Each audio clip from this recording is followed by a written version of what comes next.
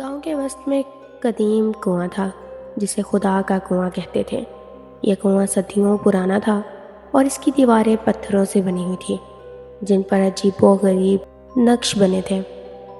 बुजुर्ग कहते थे कि यह कुआं राजपूत राजाओं के ज़माने का है और इसमें एक पुरस्रार हसीना रहती है जो ख्वाहिशात पूरी करती है। राजस्थान के वीरान सहराओं में एक छोटा सा गांव था जिसका नाम था खड़ी बस्ती।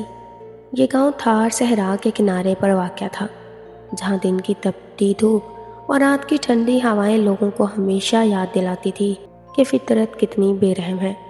गांव के लोग सादा थे, ज़्यादातर किसान और चरवाहे। इनकी ज़िंदगियां फसल, पानी और ख़ानदानी रवायत के गिर्द घूमती थी। गांव के वस्त में एक कदीम कुआं था जिसे खुदा का कुआं कहते थे। यह कुआं सदियों पुराना था और इसकी दीवारें पत्थरों से बनी हुई थी जिन पर अजीबोगरीब नक्श बने थे।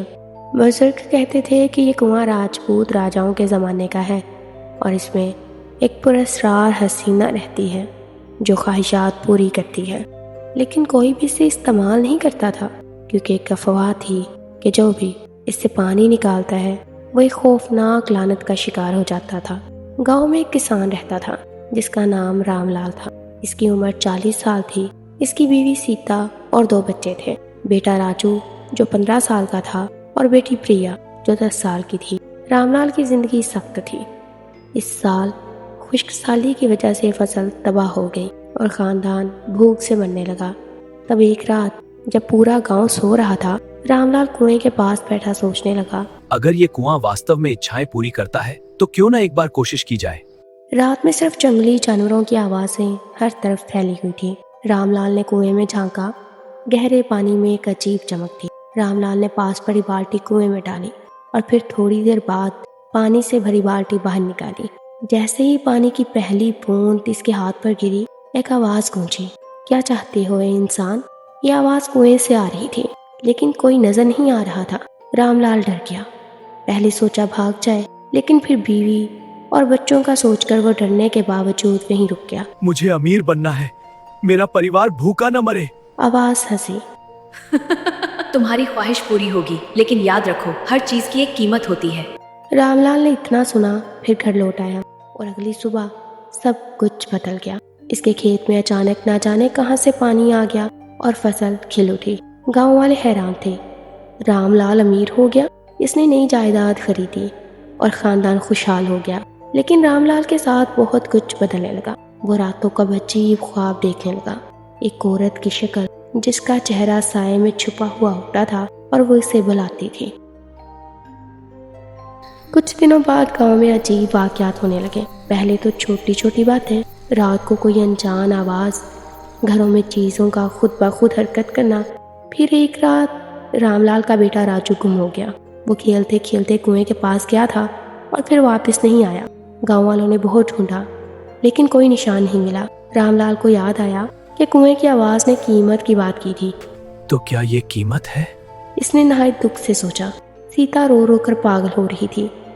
तुमने क्या किया है राम? इसने पूछा तो नजरें चुराते रामलाल ने सब कुछ बता दिया। गांव के बुजुर्ग बाबा जी जो 80 साल के थे बोले, ये कुआं किसी हसीना का नहीं बल्कि एक शैतानी रूह का था। सदियों पहले एक राजपूत रानी ने यहाँ खुदकुशी की थी क्योंकि इसके पति ने इसे धोखा दिया था। इसकी रूह अब लोगों की ख्वाहिशात पूरी करती है, लेकिन बदले में इनकी सबसे कीमती चीज़ छीन लेती है, इनकी औलाद या प्यारे। रामलाल ने इनकार किया लेकिन दिल में डर बैठ गया। अगली रात वो कुएं के पास गया। मेरा बेटा वापस करो। कुएं से आवाज़ आई, कीमत अदा हो चुकी है, अब तुम अमीर हो, खुश रहो। रामलाल ने देखा कि कुएं में पानी की जगह एक औरत की शक्ल नजर आ रही थी। लंबे बाल, सफ़ेद साड़ी, लेकिन चेहरा उल्टा था। इसकी आंखें सुर्ख थी और हंसी ऐसी कि अल्लाह की पनाह। गांव में खौफ फैल गया। एक और शख्स अली जो रामलाल का पड़ोसी था, इसने भी कुएं से ख्वाहिश की। वो चाहता था कि इसकी बेटी की शादी एक अमीर घर में हो जाए। ख्वाहिश पूरी हुई, लेकिन अगली रात इसकी बेटी की चीखें सुनाई थी। सुबह इसका जिस्म कुएं के पास मिला, गले में निशानात जैसे किसी ने गला दबाया हो। पुलिस आई लेकिन कोई सुराग नहीं मिला। गांव वाले कहने लगे कि ये चुड़ैल का काम है। रामलाल की बेटी प्रिया अब डरने लगी थी। वो रात को सोने से डरती थी क्योंकि ख्वाब में एक औरत इसे बुलाती थी। आजा मेरे साथ खेल। रामलाल ने फैसला किया कि वो कुएं को तबाह कर देगा। इसने गांव वालों को इकट्ठा किया लेकिन बाबा जी ने रोक लिया। इसे तबाह नहीं किया जा सकता, ये लानत है। इनकी बात सुन रामलाल गुस्से से मजीद लाल हो गया। इसे किसी भी तरह इस कुएं को तबाह करना था जिसने इसके बच्चे को मारा था और अब बेटी के पीछे पड़ा था। बाबा जी ने कहा सिर्फ एक तरीका है। रूह को मुतमईन करना होगा, उसे वही देना होगा जो वो चाहती है। बाबा जी ने बताया कि रानी की रूह तन्हा है और वो लोगों की औलाद छीनती है ताकि इन्हें अपने साथ रख सके। तुम्हें उसे एक कुर्बानी देनी होगी। क्या कुर्बानी? अपनी सबसे प्यारी चीज, अपना दिल। बाबा जी ने जवाब दिया। लेकिन ये बात हकीकत में सच नहीं थी।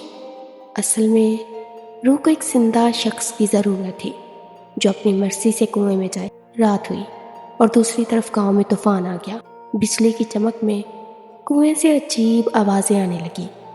बच्चों की हंसी, औरतों की चीखें। रामलाल का घर हिलने लगा। रामलाल और सीता फौरन अपनी बच्ची की तरफ भागी।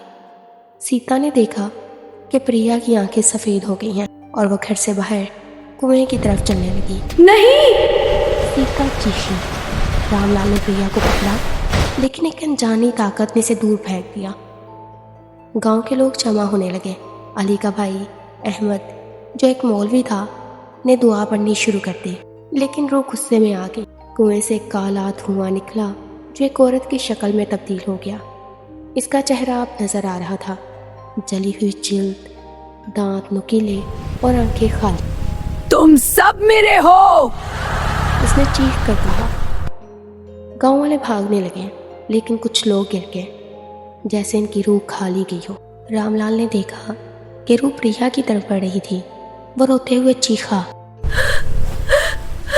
मुझे ले लो, मेरी बेटी को छोड़ दो। रूह रुक गई और हंसी। तुमने मुझे बुलाया था, अब मैं तुम्हारी हूँ।